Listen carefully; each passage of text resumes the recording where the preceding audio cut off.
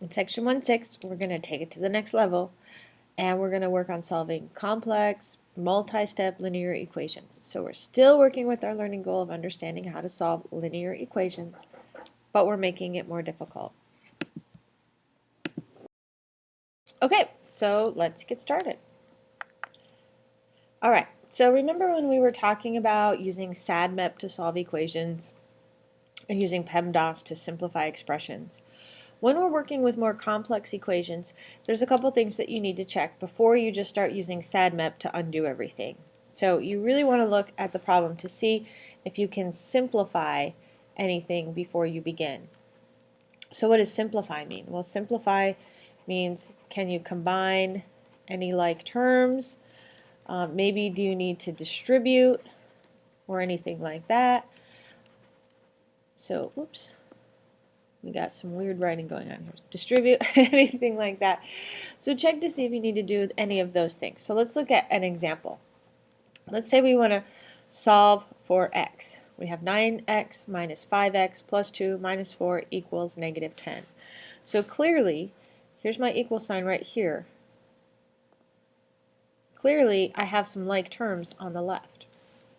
What some people like to do to make sure that when they're working with a complex equation, to make sure that they're doing the right order of steps and maintaining balance to both sides of the equation, what some people like to do is put like a little vertical line through the equal sign.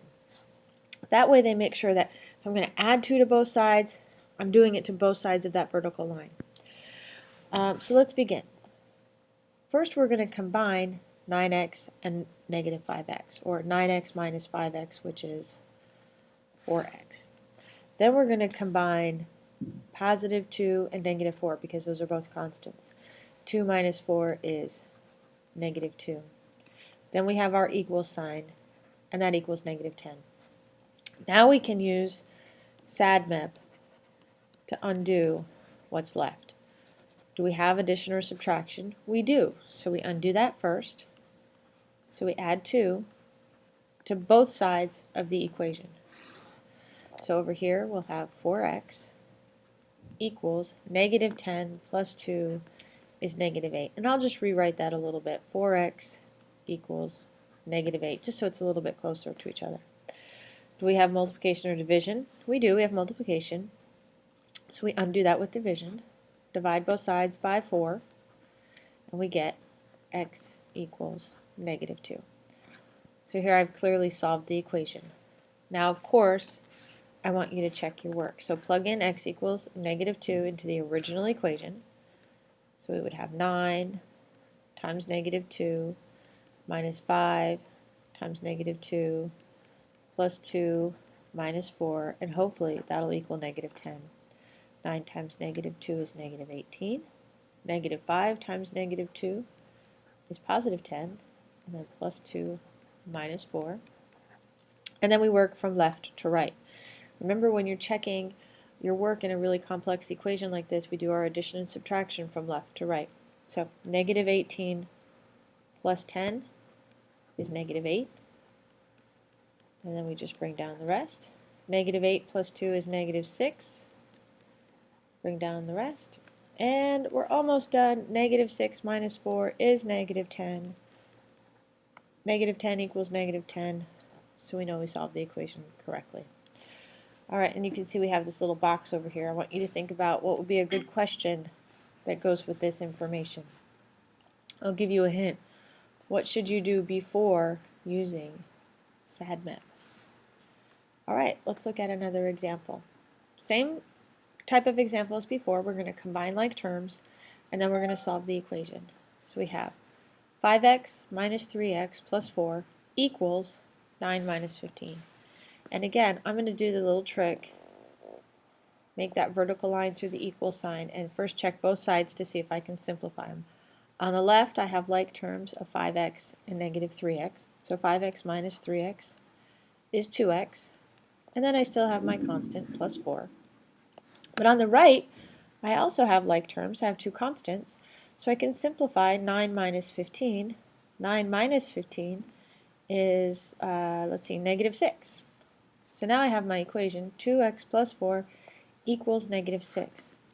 So think SADMEP.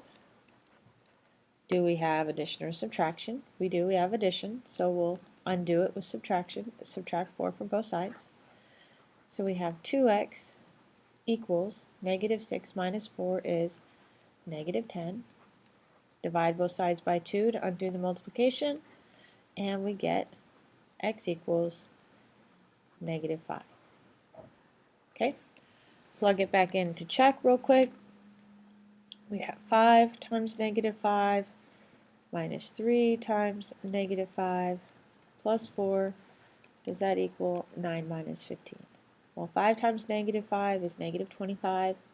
Negative 3 times negative 5 is a positive 15. Then we have plus 4. And then negative 25 plus 15 is negative 10. 9 minus 15 is negative 6. Negative 10 plus 4 is negative 6. Negative 6 equals negative 6. We know we did the problem correctly. Awesome.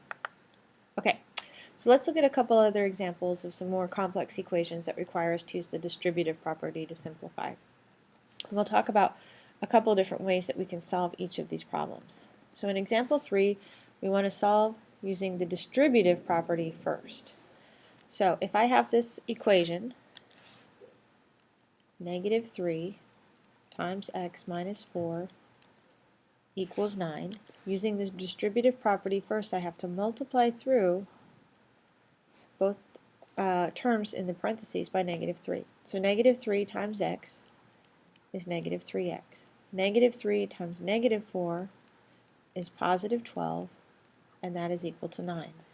So now, SADMEP says undo addition and subtraction first. So we'll subtract 12 from both sides. So negative 3x equals 9 minus 12 is negative 3. Undo the multiplication by dividing by negative 3 on both sides. Negative 3 divided by negative 3 is 1. And over here, negative 3 divided by negative 3 is 1. So we get the solution, x equals 1. And let's check that. We went back and plugged it in. Negative 3 times 1 minus 4. Well, 1 minus 4 is negative 3. So we get negative 3 times negative 3. And that does equal 9. So when I plug it back in, that checks out.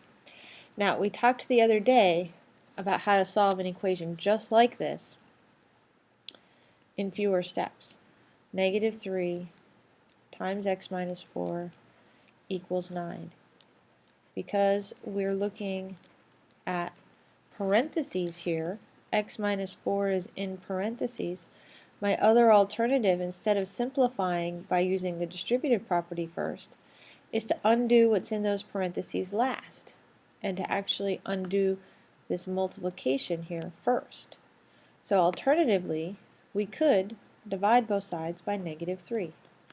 Negative 3 divided by negative 3 is 1, so that leaves me with just 1 times x minus 4, or just x minus 4 on the left, and 9 divided by negative 3 is negative 3. Now to solve this, all I would have to do is add 4 to both sides, and that leaves me with x equals negative 3 plus 4 is 1. We get the same solution no matter which way we did it. So choose whichever way works best for you. Alright, so now this is a case where we don't have that option. Here, since we have another term, we have 12x over here, and then we have another term where we have parentheses in here, we have to use the distributive property first. We cannot simply divide both sides by negative 3 because we have this extra term out here. So first thing we're going to do in this problem is use the distributive property to multiply through by negative 3. So now we have 12x, negative 3 times 2x is negative 6x, and then negative 3 times negative 1 is positive 3, and that equals 15. Again, I'll do my vertical line here. Combine like terms that we see on the left. 12x minus 6x is 6x, so 6x plus 3 equals 15. Now we're at a place where my equation is simplified on the left and on the right, so now I can use SADMAP. I'll do the addition and subtraction first, or in this case just the addition. So we'll subtract 3 from both sides. So we have 6x equals 15 minus 3 is 12. Now we undo the multiplication that we see here by dividing both sides by 6. 12 divided by 6 is 2. So we have our solution x equals 2. Now, of course, we want to check and make sure that that works. So we're going to check 12 times 2 minus 3 times 2 times 2 minus 1. We want that to equal 15. So 12 times 2 is 24. In the parentheses here, we would do the 2 times 2 first, so that's 4 minus 1. Now I'll do what's in the parentheses. 4 minus 1 is 3. And we were multiplying that by 3 and subtracting it from 24. Alright, so 3 times 3. We have to do that multiplication before we do the subtraction. So 24 minus 9. And 24 minus 9 does in fact equal 15. 15 equals 15. Our solution checks. We did a good job. Alright, so those are the 3 examples, or 4 examples, however many, 4 examples that I wanted to look at with solving these complex equations. So we're looking at a few different things. Can we combine like terms first, on the right, on the left, or on both sides? Can we distribute, and do we need to distribute? And after we distribute, can we still combine like terms? So think about those things as you include them into your summary, and think about when to use SADMAP to help undo the operations in your equations to solve for x. What should you always do at the end? Plug it back in to check. All of these things should be involved in your summary. Okay?